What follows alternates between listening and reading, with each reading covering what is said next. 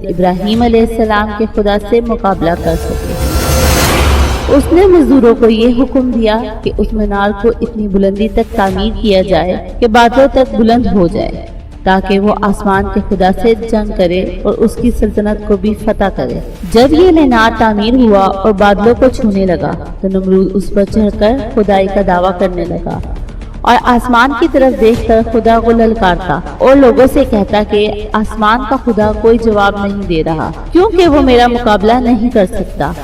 لہٰذا یہ سب دیکھ کر نمرود کے ماننے والوں کی تعداد میں اور تیزی سے اضافہ ہو گیا اور جوک در جوک لوگ اس کے آگے سجدہ ریز ہونے لگے۔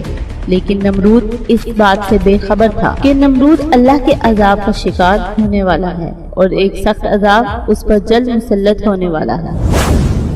اللہ نے ایک آسمانی فرشتے کو نمرود کے دربار میں بھیجا۔ اس نے نمرود کو ایمان قبول کرنے